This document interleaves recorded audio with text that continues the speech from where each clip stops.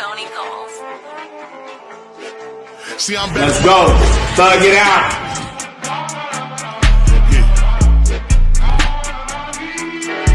See, I'm back on my bullshit.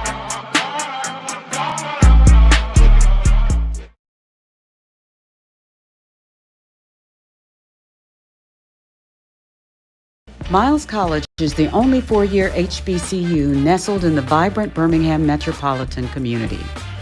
For 125 years, our institution has been more than a mere college. It's a cherished, extended family and a steadfast pillar within our community. We offer a holistic educational experience that fosters growth across all facets of life. Join our esteemed Golden Bear family. Let's shape a brighter future for individuals, families, and society at large.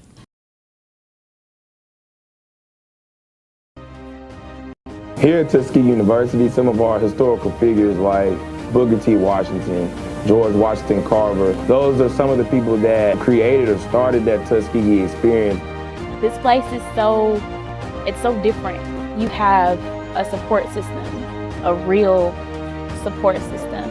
We may ball and parlay, but the most important thing we do is graduate. And after we graduate, we accelerate in everything we do.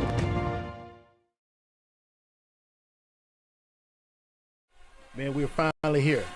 3 years in the making, we finally here. I didn't even know the major was. Like, man, we ran the city. You know what I mean? We ran the city. No, that's what I'm saying. Right. I mean, I was proud of it. We weren't close to make the city. Nah. By the dean of high school basketball coaches. The dean. I ain't care nothing about Jack, though. Told the young lady, I said, he definitely married up. You're 27, is that correct? So it hurt because I'm human. Yeah. Right? Rightfully so. But I'm going to give you more to hate. Just stay tuned. You gonna get your first one tonight. Give me the rock. Right, we're gonna stop and get some chicken. Right. So we laugh about that. You ride with me, gonna get that chicken. Yeah, right. Did you ever heard that story that the scouts were coming? Came to see him. And saw Willie Mays. They'll come on Wednesday to catch me. Team they went to, we don't beat them 4 out of 5 times, so, maybe they'll help them out. Thompson is overtaking who? There's no question that Thompson is taking over. They got the best blacks, and they got the best whites.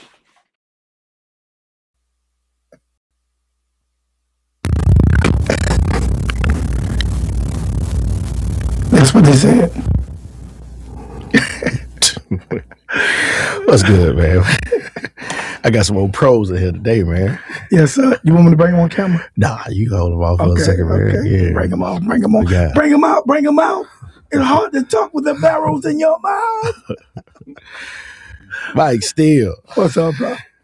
Well, you can bring them on, man, because, we've been pushing them hard all week, so everybody know what it is, like who it is. Who it is. Let's bring them on. One. That ain't one. Okay. 1, 2, and Trey. There it is. Trayvon. Man, I'm surrounded by all these Mylians up in here, man. That is true. That is true. These Mylians all over the place, man. Yes. You should be a little bit intimidated, but don't. Not at all. But you should be.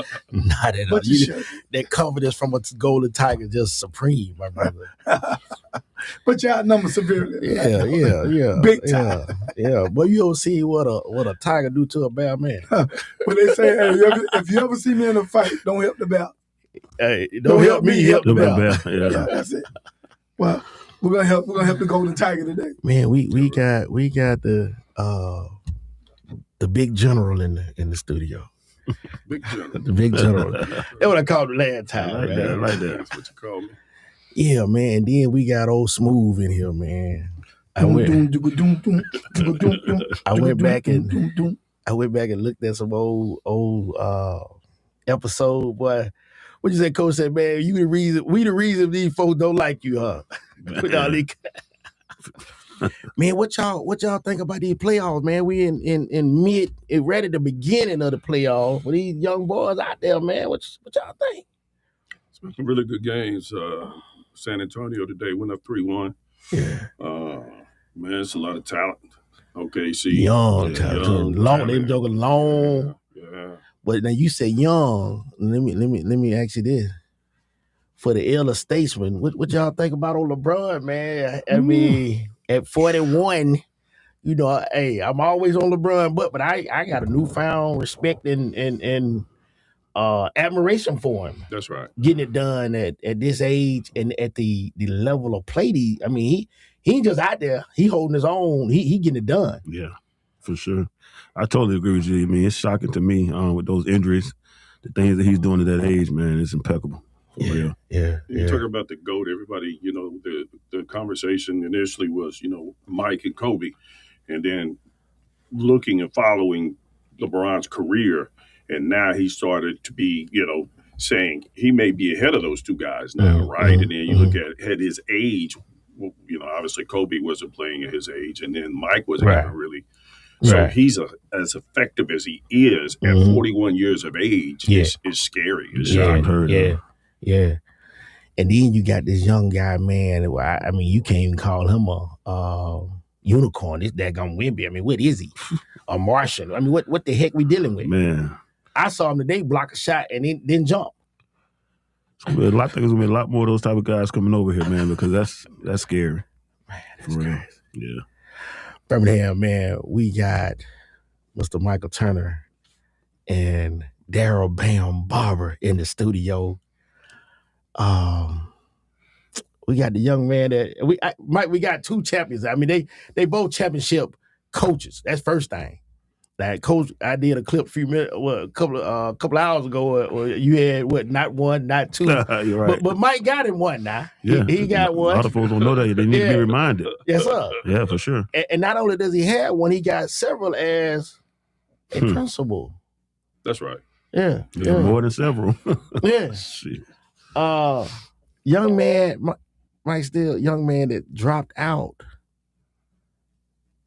in the 7th grade. Oh, yeah. Yeah.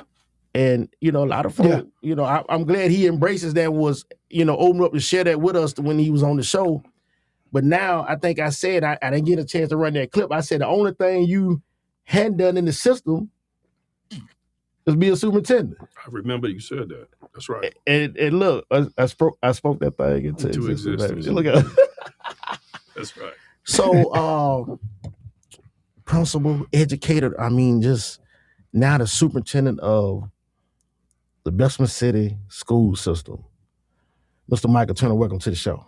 Thank you, sir. Thank you, Doc. Appreciate you, Jay. Hold on. Mike. Now we do it here. Matter of fact, we do a little better than that. But go ahead, though. We're going to do it. We'll come back later. And then his compadre, man, is his partner in crime for 8 years. This young man, we gonna talk about that number 8 also. Midfield, Pinson Valley. I mean, like I said, you two are faces are more recognizable, not just in the state, but for what y'all are doing, education, on the court, in the classroom. And we got the young man that got him state championship at 2 different schools, headed to a 3rd school. We're going to talk about that. Coach Darrell Barber. Welcome to the show. Thank you for having me. Yes, sir.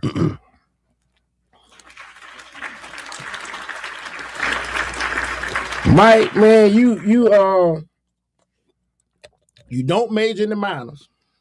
Okay. Pyramid upside down. That's correct. You there to serve the folks. Servant leadership. That's it. Right. First day, man. What did you walk into?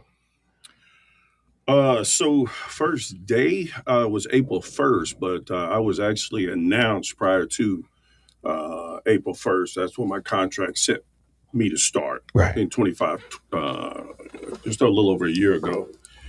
But I was announced by the administrative Dr. Daniel Boyd from the state. Okay. And we were at a board meeting, and the board, there's a 7-member board, had no earthly idea that I was going to be announced the superintendent. And so that was interesting to look at the expressions of the 7 board members thinking to themselves, I'm sure, who is this guy? Right. And then, of course, Dr. Boyd just announced him. Well, hold on. So the state, correct, decided, and those people involved in the state, that your work led them to want to say, this is the person that we want to oversee this, and whatever word we want to use there. Sure.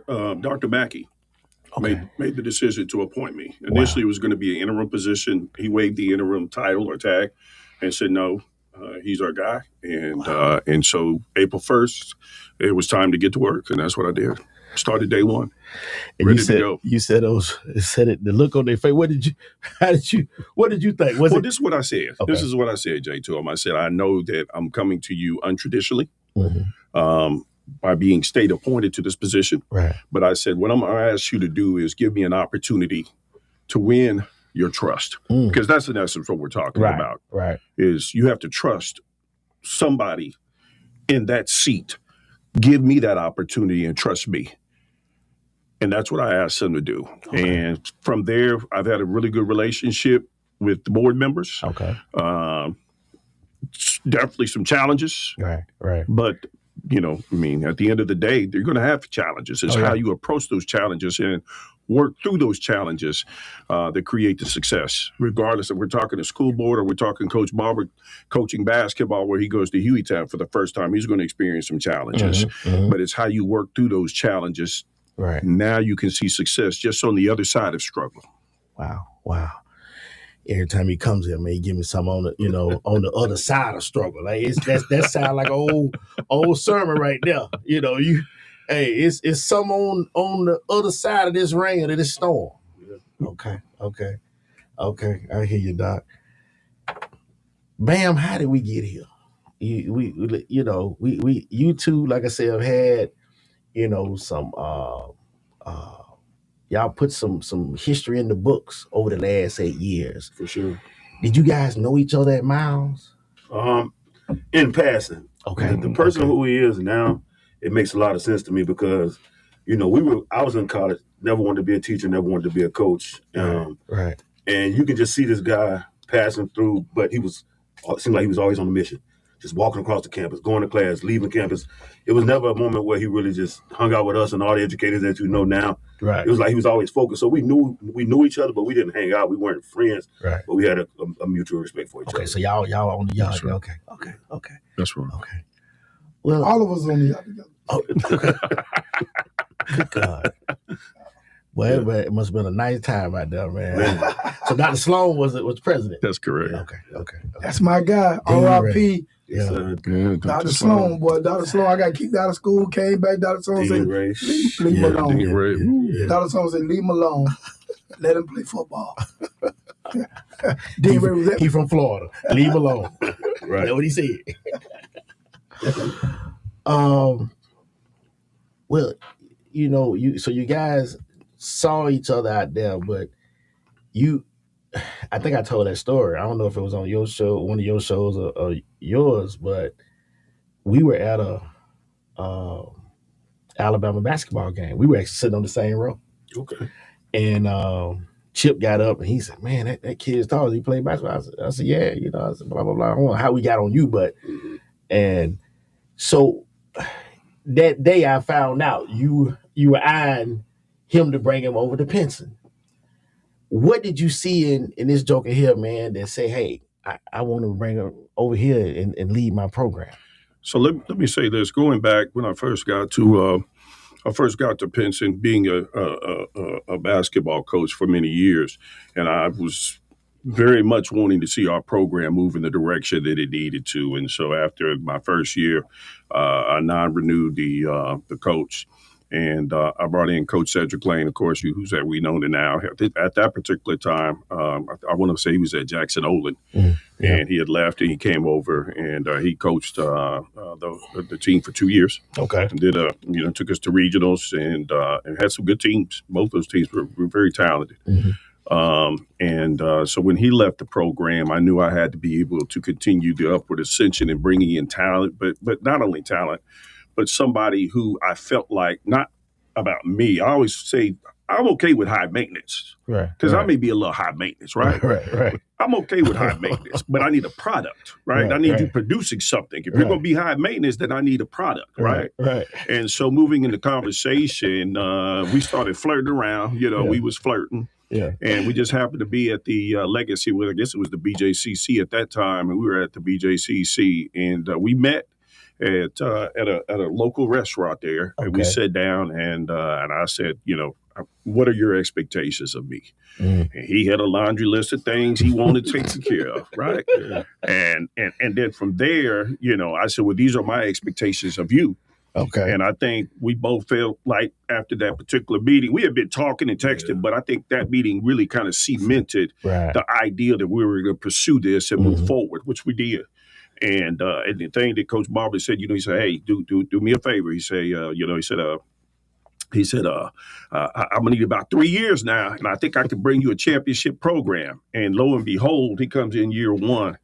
And man, we beat a lot of really, really talented teams that year and end up winning the state championship in his first year. And I think that first in the school history, right? Yeah. And only the second one in Jefferson County's history, because the minor team back in the 90s was the only one for 2 decades. And then, of course, he comes in year one and wins it. And so, of course, now that list that he gave me about expectations and things he needed, it grew exponentially. Of course. Of course. It's time for it to grow. Yeah, it did. Seriously. But I love it, though, because it was fun. And that's the thing, what you mentioned, and I think Coach kind of, me being at Leeds and having success in sports, in football, basketball, wrestling, baseball, softball, you name it, and then trying to see if you could use that blueprint and replicate it somewhere else. And I think Coach Barber and I both are very much along the same train of thought when we start thinking about what can we do, what opportunities are out there. And he took he took the bull by his horns and he turned Pinson Valley basketball into something. As you mentioned, it's not just recognizable here in Jefferson County or the state of Alabama for that matter. This is a program that was nationally ranked, and for a good part of that season. And so the reality is that a lot of hard work was put into it on the front end. But the reality is that's what it's about. You got to put in the work. Coach, what was some of the things on that laundry list, man? Well, first thing I asked him, how long do you plan on being there? That's right. He did. The first thing. And, shout out to Midfield. They had just made a way to where I can get at the high school, because a lot of people don't know, the majority of my coaching career, I was teaching fifth grade, 7 periods. At Rutledge, right? At Rutledge. Yes, sir. And so I talked to, shout out to Sean Williams in Midfield, and he made a way where I can get to the high school. So that was one thing, but my degree was in elementary education. So that was another thing. I knew I had to take the practice, and I'm just financially, I had to make sure financially it was going to be a great move for me. We talked about those things, and then it was an easy sell for me once you start talking about the schedule and no classes. Of course, at the time, I didn't know what block schedule meant, but I just knew I was done at 11:30. And we go to lunch, and the guys were being there 4th and 5th block. So talking to him and looking at some numbers and things, it was just like a no-brainer. Right. Now, Mike, having been a coach, like you said. And I interviewed him as well. I did have my list of questions for him, for sure. Yeah. He did. What were some of the things that you observed that said, okay, the guy I hired, the guy I wanted to hire, it made sense and I made the right move? What were some of the things you just, in those first couple of years, first year definitely? Well, I think a lot of people don't realize this, but, I was at Leeds, he was at Midfield, and we actually coached against one another. Oh, okay. I came out of retirement like an idiot and said I was going to be the head basketball coach, right? So I'm trying to juggle principalship in addition to coaching basketball. But just watching how he handled his kids and watching the energy that he had and how the kids responded to him. And taking kids that, maybe, in terms of just the average talent, but he pushed them and got the absolute best out of them. And so, anytime, and we're both competitive. So anytime I'm sitting there and I'm watching this and I'm thinking, wow, okay, we got to do this, this, and this if we're going to be able to match what he's bringing to the table. But so, yeah, I got a chance to see him in action from afar, but then also I got a chance to see him up close as well. And so I wasn't at any point in that initial conversation. I wasn't at any point thinking, oh my God, I wonder if he's going to fit or not. I knew he was going to be a good fit for what I needed and for what the kids needed in that program. Okay. That's right. Coach, what, you had been at midfield and had been uber successful. What were some of the things as you guys cultivated your relationship that you admired within Mr. Turner? Well, I believe, kind of like myself, he was always ahead of the curve on the way things were done. We can go back even further to the Darius Frazier, David Murray. I coached those guys in middle school. Okay. And, Maurice Ford, they wanted Booney and Dave. God rest his soul, Caveman wanted Booney and Dave. I'll never forget Caveman went off on his little brother. You gonna take him away like that? I said, man, I didn't take him out of the league, but some kind of way, this man out of Parker and West End, he was able to pull those guys to lead. So from there, I already knew he kind of had it figured out. You know what I mean? Right. Now, I do want to say for the record, it was a bona fide move. Yeah. We already know. Yeah. And so let me say that for the record, it was a bona fide move. And being at midfield, man, I'm a competitive guy. And as I stated before, we wanted in 3A and we wanted in 4A. Right. And sometimes in life, we are tolerated, but we're not appreciated. And I would often look at other schools, and I'm not going to get into some things that I asked for or wanted at the time, and it was kind of like, maybe like he's a prima donna, but these are the things that's... You needed to keep the program flourishing. Right. So it was, okay, I think I started bumping my head on the ceiling. And I, like I said before, I could have stayed there with Cam, Fat, that was there, Pig, all those guys were coming up. We probably would have won 5 or 6 in a row. More, But I wanted to challenge myself, so... Let me go to the 6A where they're telling me I'm not going to win it. Right. And, my crazy tail self went over there with a point to prove. There you go. There you go. Man, that is, you guys say you flirting around and meeting here, meeting there. What were some of the things that, were you guys able to socialize or do anything off campus or after hours, doing this 8 years, or was it just so you mean like while we were together at Pinson? Yeah. So I'll answer that first. No doubt, man. We always joke and talk when we call on certain situations. I say, am I talking to my brother or am I talking to my boss? Okay. Because I've had some great principals through the years. I've been blessed in 26 years of education, I must say. And I've had a relationship where Mr. Turner, he gets on me. And it's in a big brotherly type of way. You know what I mean? He's not going to harp on things. He's going to say what he means and be a matter of fact about it. Right. And we would often, probably 2-3 times a month, we would we had a great relationship away from school. Okay. So that's why it was easy to work for somebody like him. Okay. And it was easy for me to just be up under his tutelage and learn some things from him as well. Okay. Yeah. I'm going to ask both of you this. What was something maybe you didn't, and Coach, you answered first. Okay. Like you said, because you just mentioned that, he am I talking to my boss or my brother? Yeah. But something that you may not have liked, because I went back and looked at, you guys were coming off of not spring break, but Christmas break, and you wanted to go ahead and play Clay Chalkville, but he was like, we're not gonna have administrators here, this and that and the third, and you weren't excited about that, but actually it was a good decision long term because it gave you more time to prepare. Yeah. So if there's something that give me an instance where besides that one, where it was something maybe you didn't like, but you had to respect it. You respected it. Like, I know I don't like this, but so I don't want to use the word don't like, okay, because of our relationship. But at times, I was scheduled games on Saturday. Okay. Not a lot of coaches do that. So he would come to me and say, well, can you move the game up to 4:00? And in my head, I'm like, man, but I'm not going to say it to him. You know what I mean? Right. And so he did. He did. I can't really find too many things that because one thing about me, and he'll tell you this, if I'm wrong, I'm wrong. Right. I'm notorious for being late. Right. Okay. So whenever Mr. Turner said something to me, I wasn't going to say nothing. I know you would, but I'm going to say it. So whenever he said something to me, how can I not like it when he's telling the truth? Right. Or I hate when somebody has to come to me and correct one of my students. So if you walk into that gym and somebody got a hood on, hey, boy, take that hood off. Like, that makes me mad because I feel like I'm not doing my job. But there's not too much that I can say that I just did not like as it relates to him being my boss. Okay. Or my leader. I got you. Yeah, I tell people I'm nobody's boss. Right. He's heard me say that millions of times. Right. I say, I work for you. You don't work for me. I got you. That's that pyramid upside down. Right. I was sharing with you earlier. Right. Well, Mike, you get tapped to go on or come to Bessemer, okay? And you see your guy, he's still over there. And I think you and I may have texted a little bit about this, but and you see him in the process. Potentially his name is out there for maybe to move on to another school. Mm-hmm. And you and I were kind of back and forth, like, basically, what are these jokers doing? What outside looking in, knowing what you knew, having been the principal where he came in and brought the success and the acclamation and renown to the Pinson Valley. What were you thinking, like, when you saw basically get this joker to run around in the interview process and in the whole whatever?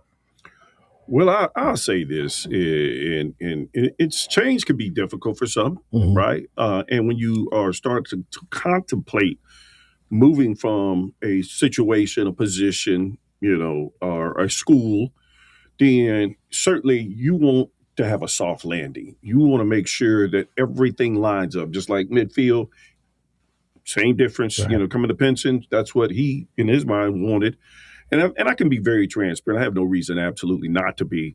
I tried to get Coach Barber last year. When I left, I tried to get him to come. And that's before we had even hired Dr. Perry as the principal. I didn't even hire, matter of fact, I didn't hire anybody at that high school because all of them were gone. There was not a single administrator at that high school. You understand what I'm saying? Wow. And I was trying to get him to come on board. But God has, he has favor on all of us. And the reality was, it was just the timing wasn't right. There was some other things, promises, wooden nickels. But the thing is, he's going to be modest. This is the type of person he is. This is the type of person he is. I'm being honest with you. Yes, he tried to get me to Bessemer. Right. But he also told me, hey, selfishly, I want you at Bessemer.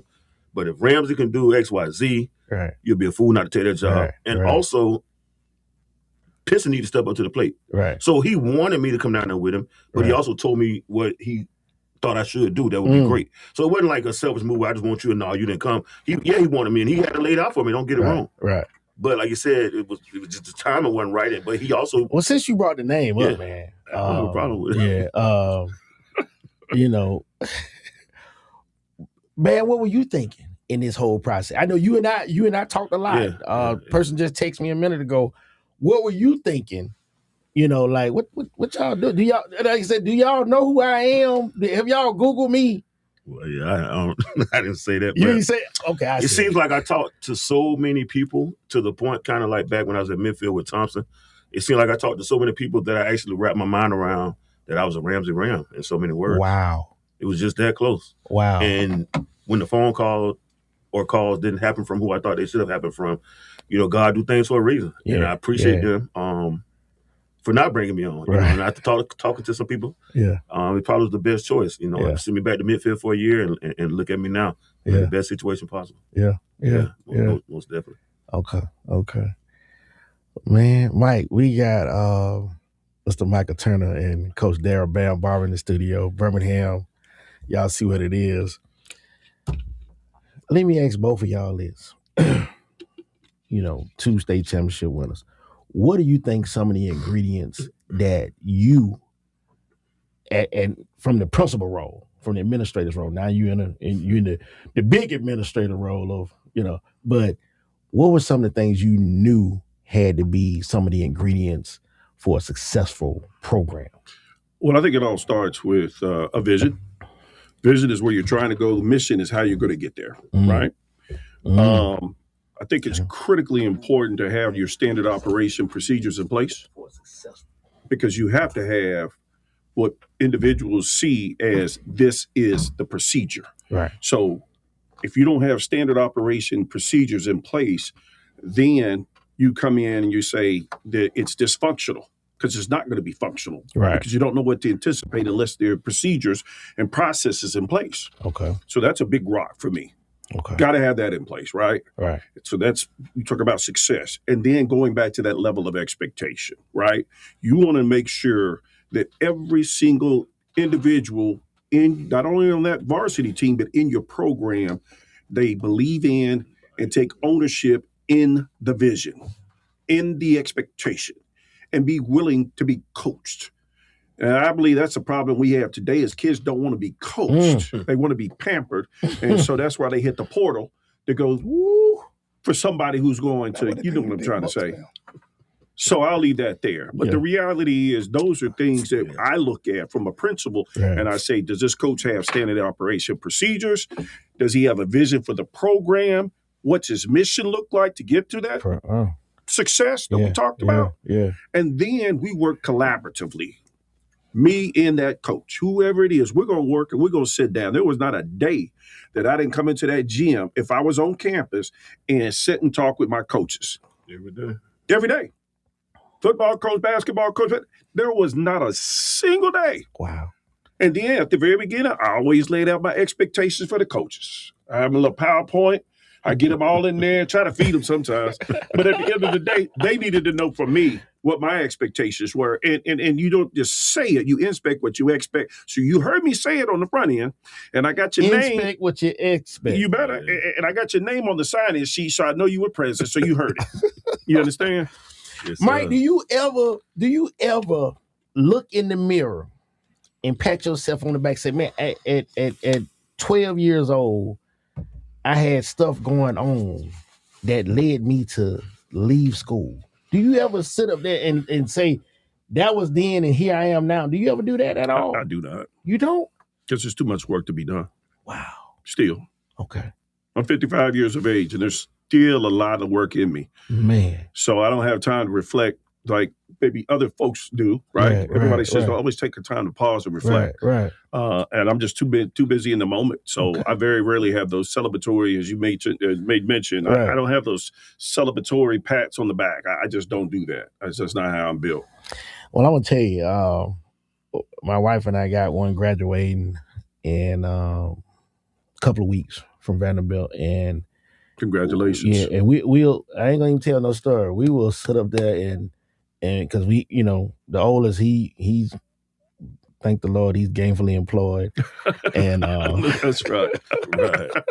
So we will actually do that. A couple like, man, you know, like, because I remember we were so afraid of having kids, and then what kind of parents would we be? Sure.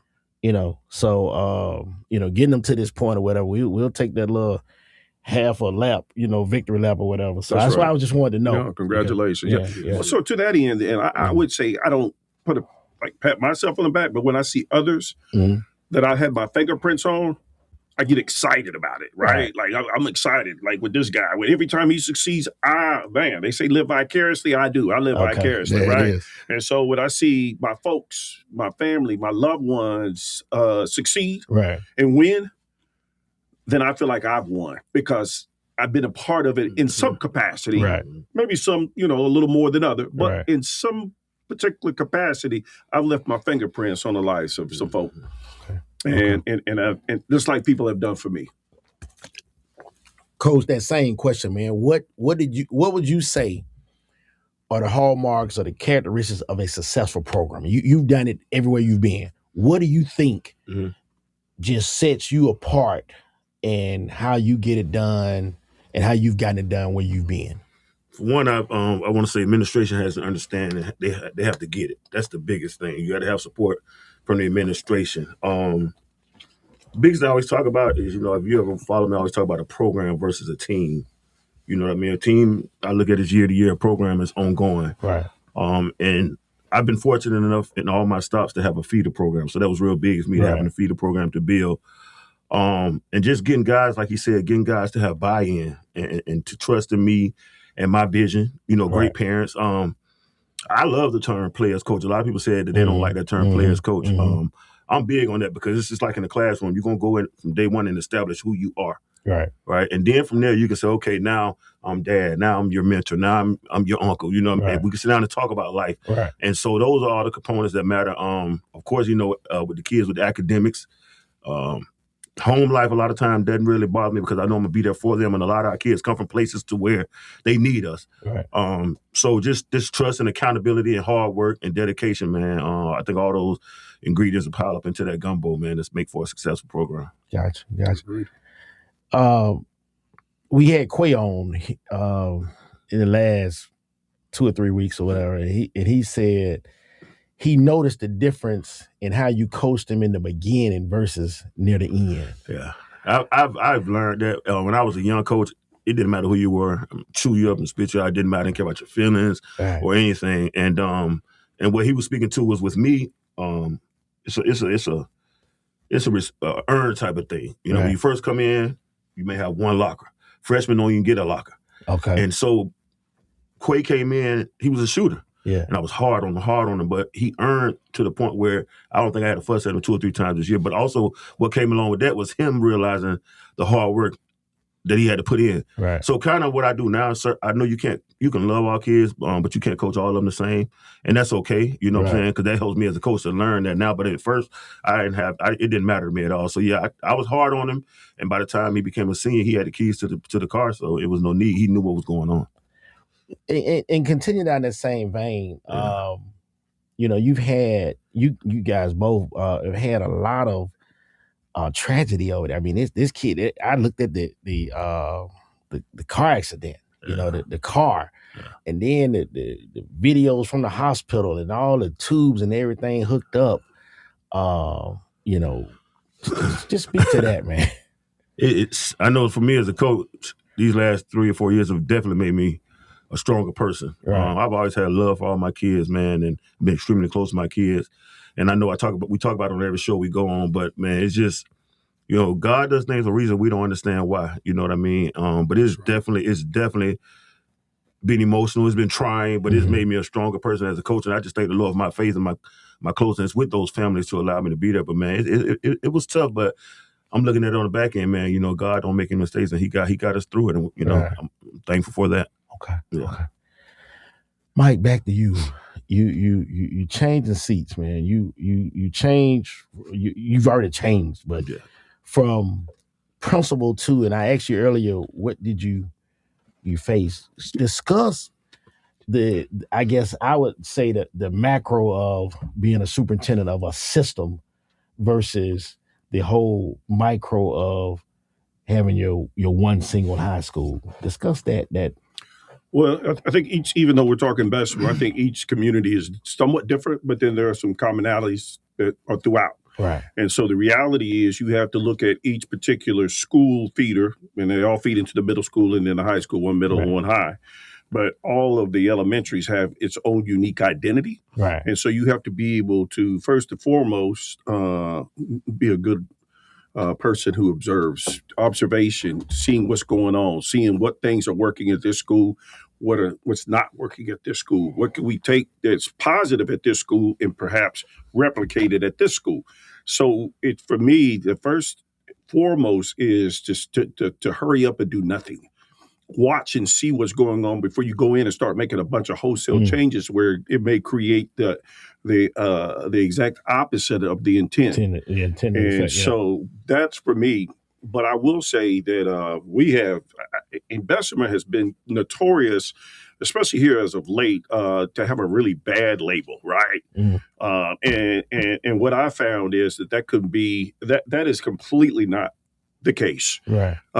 Bessemer students are no different from any other students that I've been around my entire career. Wow. They are no different. Matter of fact, there's a lot of honestly energy there that maybe not. I've seen some other places, but what it takes is that person, that administrator, that counselor, that teacher, that coach to bring it out and to see in them some of the things that they may not see in themselves at that particular point in time in their life. You understand? And so with that being said, all of those are critically important. For me, come in, observe your talent. Okay, this person is strong in this here. We got to give them support. This person, maybe not so strong. We can't have you bringing down the ball at 500 pounds, okay? So we may have to flip that and get you real running, and we get the ball in somebody's hand and can get it down the court. Well, that's the same thing as administration, counselor, teacher, so forth and so on. You may not be a strong 9th grade English teacher, but maybe you may be a really good 11th grade. You got to be able to identify the old cliche, find what seat on the bus. And then some of them may not even need to get on the bus. You understand? And if you're on the bus, you may need to get off the bus. Okay. But the bottom line is you find somebody who fits the role that best, going back to the vision, who best meets that vision, who best meets that skill set that you can apply that's going to help to benefit the whole. Right. And so that's what I try to do. Just like when I was coaching, and people say, man, tell me about being a principal. Tell me about being a superintendent. Right. I say, it's the same thing as when I was a coach. Right. It's the same exact thing. I'm completely evaluating folks every single day, hold them accountable, praising them when I need to, get a little tough when I need to, so forth and so on. But at the end of the day, it's the same premise, for me at least. Right. I can't say that all the superintendents look at it through that lens or those optics, but that's how I look at it. Okay. Coach, man, when this joker decided to leave, because I know you had told me once, you said, hey, you let me know if you leave, and I'm going to let you know if I'm leaving. Yeah, we was going to have 4 left together. He left a year early on me. Go ahead. Mike said it's time to go. Yeah, I can't blame But him. I told him, Surely. we made a pact. Yeah. You leave, let me know. Yeah. And every time the people were flirting with me, I told him, I said, hey, Cole, I'm just being honest with you now. Look, it was a couple places I was about to go with it with a shock. A lot of people, man. Yeah. Seriously, we talked about a couple places. Yeah. Not to throw their names out. Right. All right. Well, I mean, being in a totally different role, is it anybody that you've leaned on or identified as, say, as a mentor for you in this position? Sure. It was the same people that I had before. Okay. Truth be told, I can give names like one of the strongest people that has seen my growth from being a coach, teacher to where I am currently is Terry Roller. And coincidentally enough, he's from Bessemer.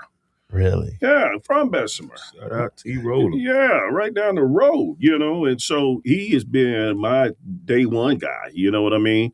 And of course, there's been individuals like Dr. Gosselin. He was very influential in me even having an opportunity to leave Jefferson County and go to Bessemer with his relationships with Dr. Mackey, the state superintendent, and Dr. Boyd. So having people that you can pick up the phone and may not even talk anything about curriculum instruction or, student services or anything, and just, hey, this is year one for me. What should I be thinking going into year 2? Tell me what your thoughts are in terms of closing out this school year. Like all of those conversations really kind of give me a lens to look through so I can be better prepared. And I'm going to make mistakes. I tell people I make mistakes every single day, but one thing I do is I fix up. So if I mess up, I fix up. Okay. And there are many people. Van Phillips, I'd be remiss if I did not give a shout out to the legend, Van Phillips, who has put in, oh my God, countless of years in education, just mentoring and helping so many. And as a matter of fact, we actually have Van contracted. He's now that he's retired, he's not retired, but from the RSA, he's retired, and so we have him on contract, and he's in our district, often working with our new and young administrators. Right. Yeah. Right.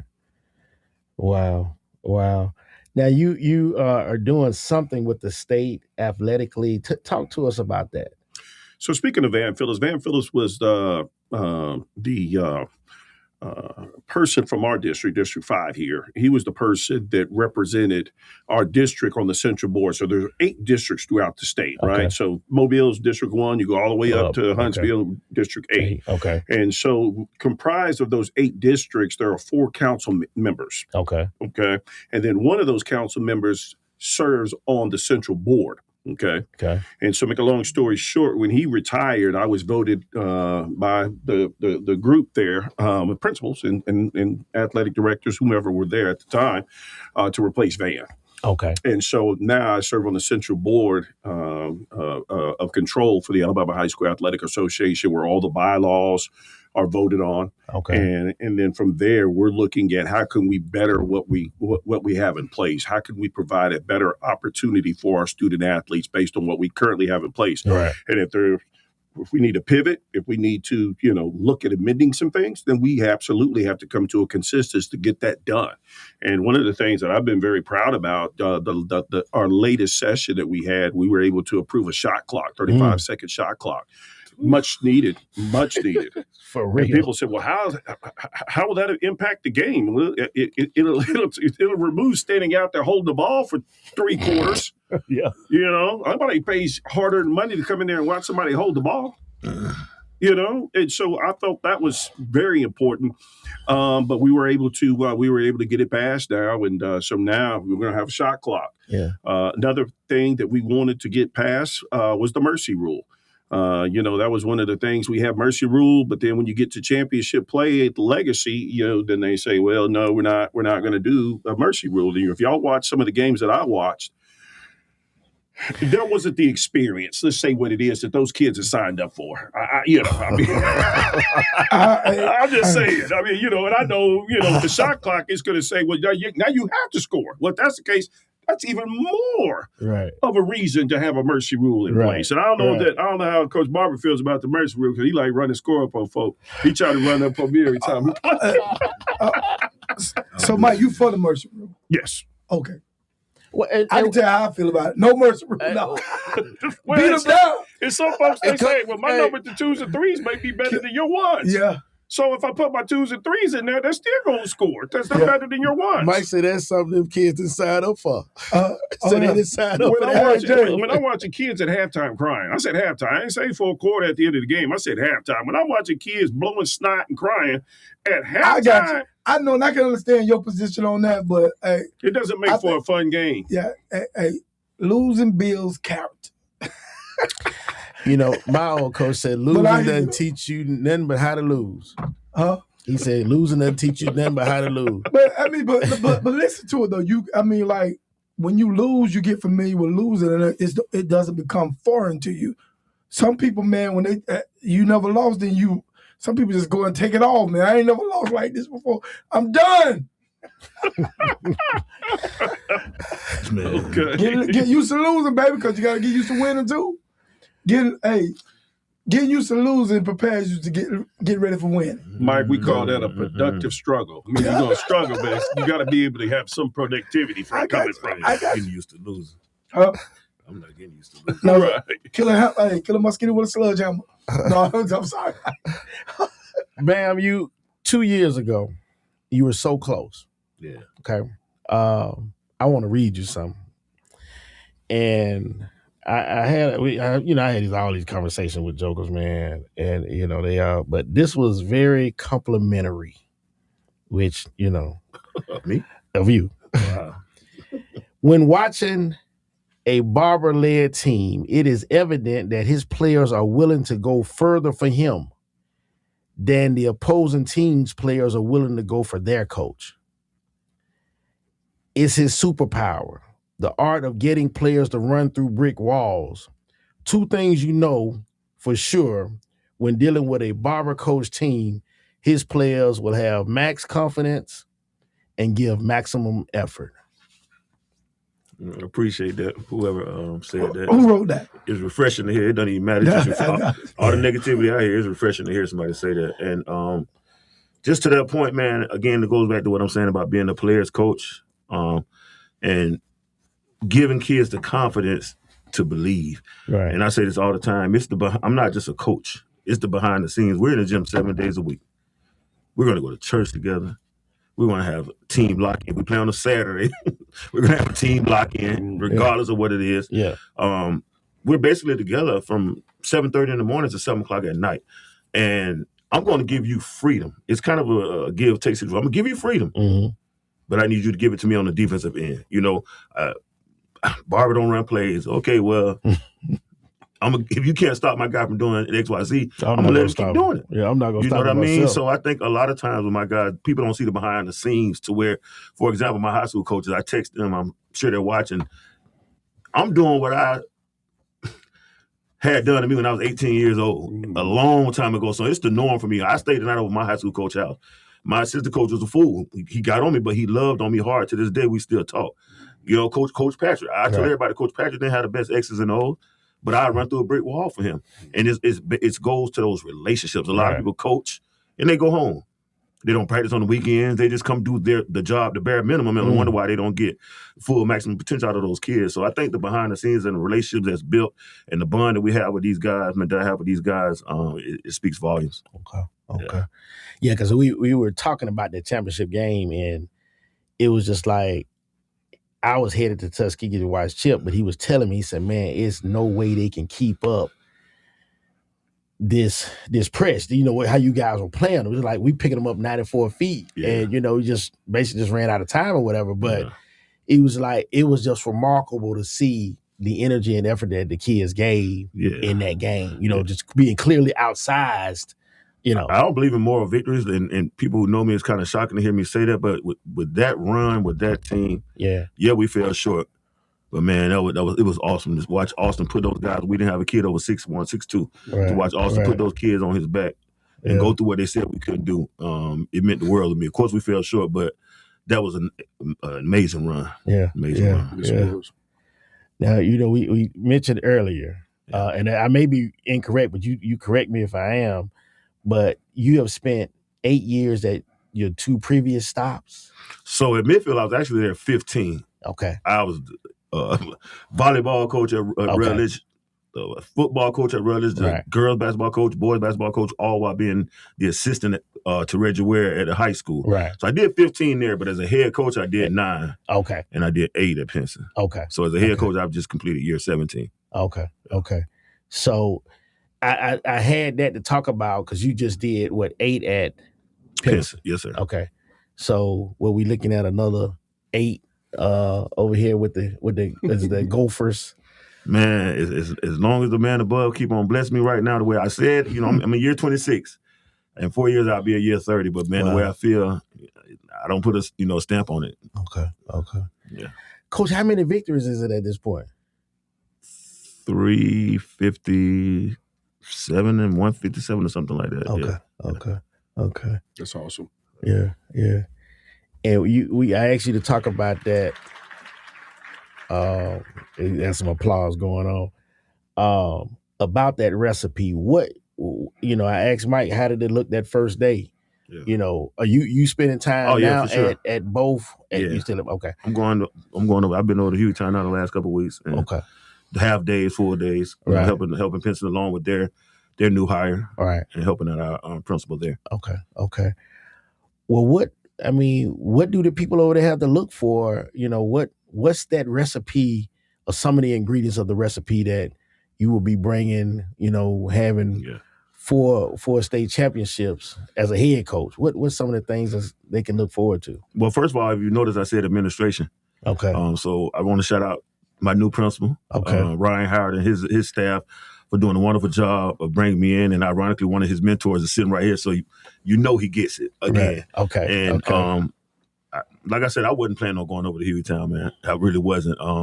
But after a couple conversations with Mr. Howard, and again, kind of like Mr. Turner, what it's going to take, and some of the things I mentioned, man, he's been on it. He's been adamant about getting me over there, doing the things that he needs to do to get Hueytown basketball to the APEC, and that's my plan. The recipe won't change. The colors may change, and the school color may change, but those guys, I met with them finally last week.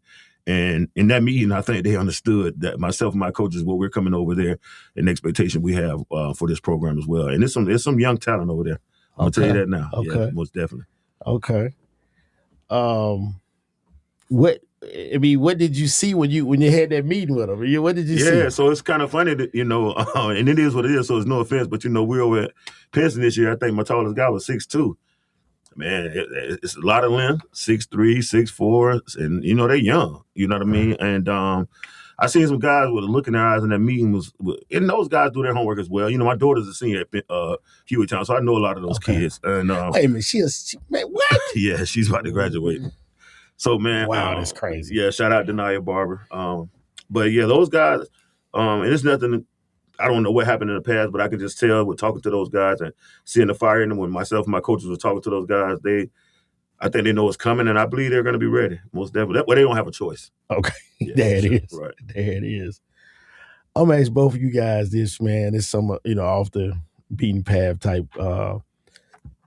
What kind of comedians you guys are following right now? Like who you when you want to go for a laugh, you got the jokers doing the skits on Facebook and all that, or you got a Netflix, special. Any comedian you wanna that's your favorite guy right now, girl? What's crazy? At the end of the day, I think I have insomnia sometimes, so I'm up late, and so I'll see on Netflix. You know, of course, Cat Williams. You got to, you know, if you don't laugh at that clown, I don't laugh at you. You don't have a sense of humor whatsoever.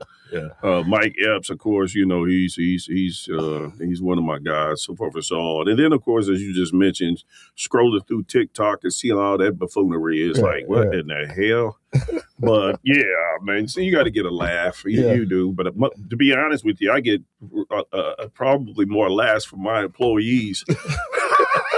I'm watching the real paid comedians. I'm watching you and I'm laughing like, what in the world are you? You know. Anyway, for myself, man, you know, I've been a country Wayne for the last 8 years. I've been on him before I think a lot of people would. Right. I just respect the way he came up. Doesn't curse. Right. You know, doesn't drink, doesn't smoke. Right. And he's probably one of the hottest out there coming from YouTube and the internet doing. And then, of course, I just went to see him last Sunday at the start on Desi Banks. Okay. I love those guys, man, and the way they come up and it's not a traditional route. You know what I mean? Right. And to see what they're doing now is amazing. And like you said, of course, the old school guys. And this guy's not a comedian, but like you said, if you Charleston White, you can't laugh at him, man. There's something wrong with that guy. He needs to be a comedian. Yeah, there's something going on there. Yeah. Okay, favorite meal, both. I want some you either cooked or the spouse cook, and then also a restaurant. So my house restaurant might not be the same. It just depends, you know, what you're in the mood for. You know, one of my new spots I like to go is Culinary Dropout. It's got a really cool atmosphere, so forth and so on. Okay.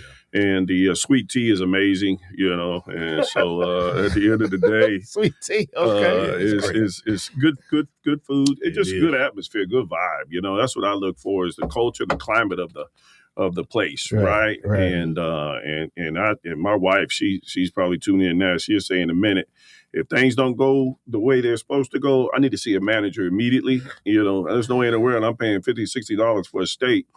And it's not prepared in the way that I asked you to prepare it or whatever the case may be. I'm just using that as an example. But the bottom line is you pay for what you get, right? Yeah. So if you're going to pay it, you want the experience to match, right? You want it to match what you're giving or so forth and so on. But Culinary Dropout is one of my go-tos. But I mean, you can't go wrong, of course, you know, with some of your old, you know, Perry's. We were just at Perry's not too long ago. It's always a great time at Perry's, you know, good food. Little Betty's in Mountain Brook is really, really good. Man, there's just a bunch of them out there. Too many for me to name. Always about a good meal at the house now. What's the favorite meal at the house? Whatever, either my wife or I brought home. Okay, well there it is. Yeah. If I'm being transparent, whatever we bring, hey man, what you want? Tzatziki's or what you want? You know, so anyway, fish market or whatever it is, that's what we bring it home. So that's the favorite meal at the house. Okay. And she'll spare me from time to time, you know, she will. Because I see this joker, he'll put a meal out there on fair. So I know what you got, Coach? So for me, you know, I'm a seafood guy. Okay. You know, Jubilee Joe's lately. Been going over there to the new spot. Okay. Cadence Steamer. But like I said, the house with me, anything that I cook. You know, I'm trying new dishes. Anything with some creamy sauce on it, or whether it could be something with chicken or shrimp. I just love cooking myself. So that's one thing. If I was ever to get married again, my woman, she don't have to worry about that. I'm gonna cook. Okay. Yeah, there it is. You know Mike Steele. There's something going on in Florida, boy, with the cooking. Yeah. Man, you know, we cook down there in Florida, man.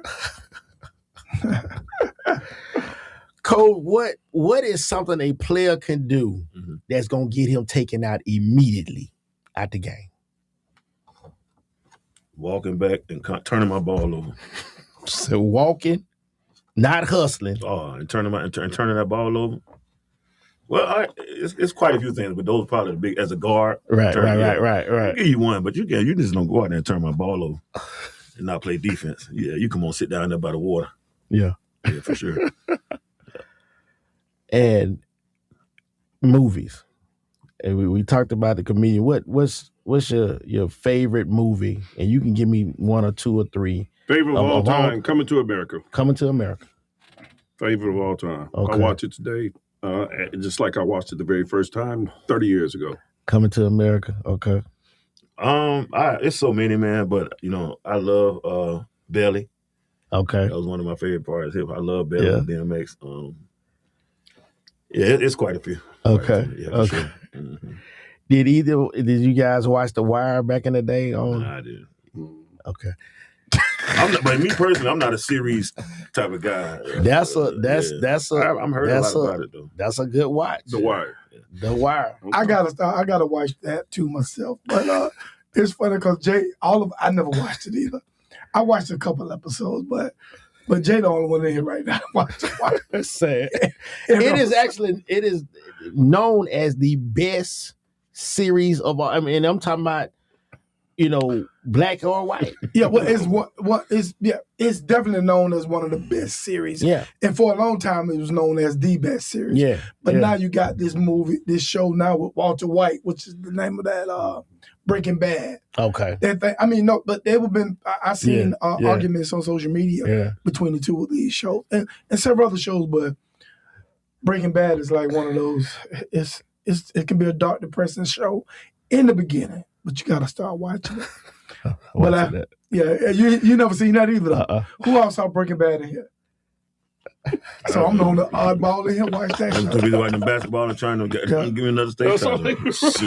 Yeah. Well, Mike, we gonna get these guys. We gonna start with you on this. What can people look for and expect out of Bessemer City? Like you said, it's been labeled in the past. What do you have when the work is said and done? When Mike gets to a point where he's ready to shut it down, where you think Bessemer City will be? So this is one thing that I'm very much committed to, and that's to change the tainted perspective and perception. And I give Dr. Perry and his team and some of the other principals at our schools for working really, really hard to help to try to create that image, that perception that is true. There's who we really are versus this 30-second clip. Mm-hmm. And Bessemer is one of the most dangerous cities in the United States of America, or the most dangerous in Alabama, or whatever the case may be, right? But the reality is, when I walk out the door, I want to have new facilities, new schools. I think our kids in Bessemer, I know they deserve new facilities. They absolutely, if we have the funding sources to be able to do such, then we need to do such. Right. It's incumbent upon us to make sure that they have the best of the best. Right. And we went to a 75 for the very first time in our school district's history since the inception of the A through F report card. So we were at a 68 and went to a 75. That's unheard of. And the fact, the first time ever that we've made a C. And those are the things that you hang your hat on, and knowing that you're providing quality opportunities for students when they leave Bessemer, that they're not just leaving and going off to do whatever. Right. To work at Popeye's Chicken House, not one of these other restaurants, right? But at the end of the day, with all of the manufacturing and the distribution and all the companies and entities there in Bessemer, that we should be providing that pipeline of opportunity to go into, HVAC or electrical or engineering or robotics or whatever the case may be. The data plan is something right now that the city is moving forward and the county commission is moving forward with. That stands, I think it's, I don't want to misquote, $15.8 billion, not million, billion dollars, the largest project in the history of the state, Bessemer, Alabama. So those are the things that we partner. The data center. Yeah. Okay. So those are the things that we want to capture, and building and growing our relationship between the school district and the city. And Mayor Gully is one of the best I've ever seen in my entire life. That guy knows how to grow. Wow. A city, and he has done such. I mean, all you have to do is do your homework, and you'll see fairly quickly that he's a visionary. And I definitely want to be a part of those conversations as we look to create opportunities in our district of connecting our kids to where the jobs are, high demand, high wage opportunities. That's what we want to connect our kids to. That's what we're going to be connecting our students to. How do you think AI will affect our economy, our world moving forward? Well, I think it's the now that the genie's out of the bottle. I think it happened, and I don't think anybody really understood the enormity of the impact that it's having already. Right. And so I think now that it's out of the bottle, if you will, that we're trying to figure it out. And at first it was a bad thing because it said, oh, it's artificial intelligence. Well, then it's creating something within the human mind that it basically making us lazy, right? That's what it'll make us lazy. And then you're looking at students utilizing for writing papers and, arriving rather than doing these critical thinking processes that goes on within the mind. They just put it into AI and let it spit out an answer to them, Mm-hmm. And I think that we have to really harness its ability, utilize it, but we have to understand it more in a more of a practical sense, I would say. Okay. Yeah. Okay. Man. Coach,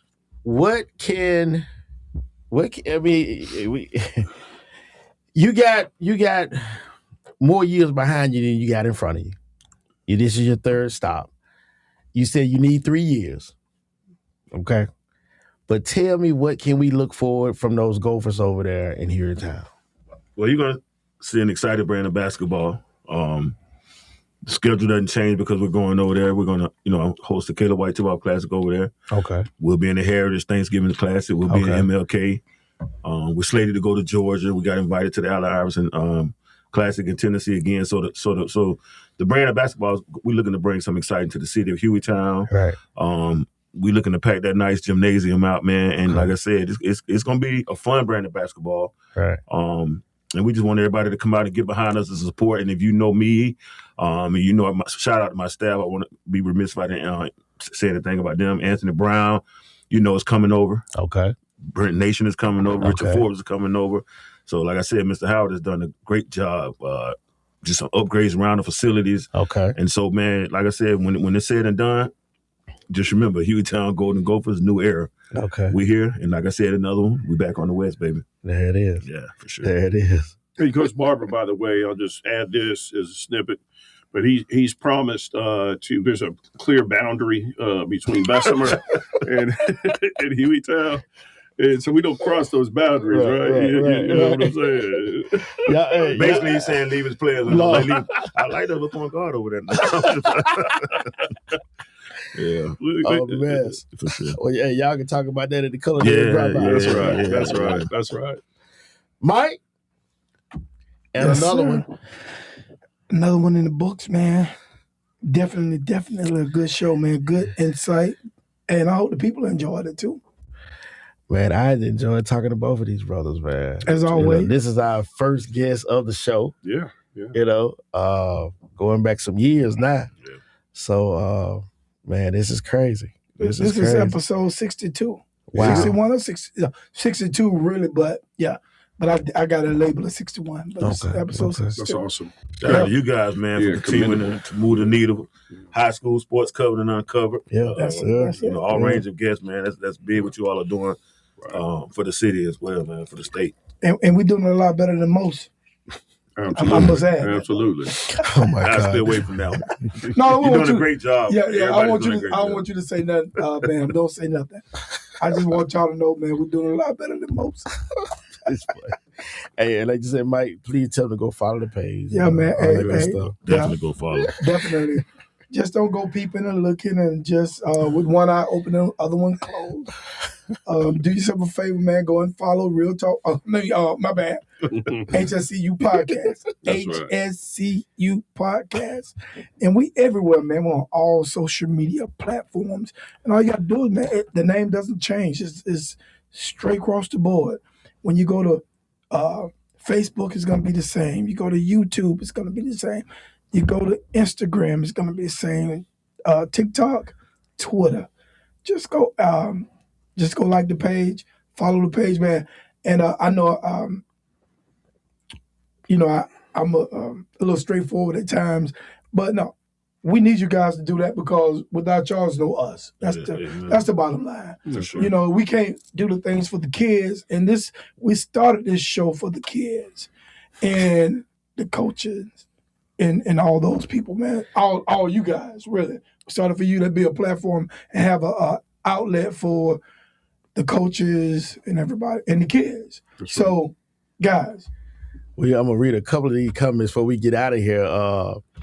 Mr. Jerome Wiggins said he liked that purple and gold on He you. just taking the phone. First of all, let me say this to Zanu, Mr. Wiggins, all my Q-Dog friends, man. They've been messing with me. Coach Barber would never wear a dominant purple shirt. White, gray, black, Vegas gold, trimmed in purple. Right. Yeah, Mr. Wiggins. Yeah. Coach Ant out there, Antonio Winston, 2 GOATs. Shout out to Ant. That was the first phone call to make this to get the ball rolling. Yeah. Sure. I see your frat brother, Robert Mosley, out there. What's up, Rob? Noob, what's up, baby? Mosley. Man, good stuff, man. Good stuff. Yeah. 2 great Miles. Tyrus Moss. Okay, I see you out there, Coach. Yeah. Yes, Hey, Miles, Tars, that's my guy. 3 great Miles. But we got 2 on the show. Oh, yeah, I just realized what he said. 3. Come on, Tyrus. God. I don't think people realize the amount of coaches and teachers and educators come out of Miles. Yeah, man. I have to over the big up last to y'all on 30 that. years, man. It's crazy. Yeah. Little old Miles. Yeah. Dear old Man, I was at this weekend. I was at Fort Valley State University, witnessing my wife's uncle get inducted to the Hall of Fame. He was the head women's basketball coach there for like maybe 30 years. Oh, wow. Coach Bartley, and listening to them and their rich history, talking about their folks. Yeah. You know, been an HBCU grad, Miles College grad, and it was a Tuskegee guy there speaking to, man. He did a great job. Good deal.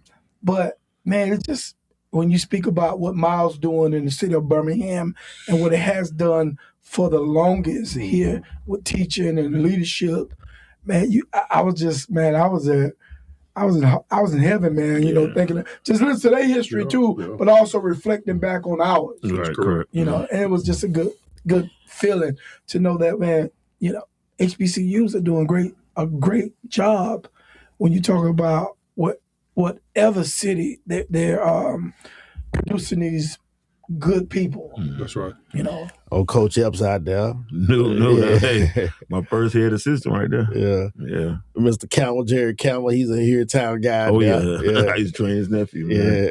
Yeah. Okay. Good stuff, man. Hey. Gentlemen, we appreciate you, man. Absolutely. Appreciate being you having us on. Most definitely, man. Yes, sir. Appreciate that, Doc. And another one. Yes, sir. And another one. Hey, guys, man. Hey, thank y'all for tuning in. God bless you. Right. Good. No, that's what I had in mind. But I stopped it. All right, man. Till next time, man. We are out of here. Let's get it. Oh, boy.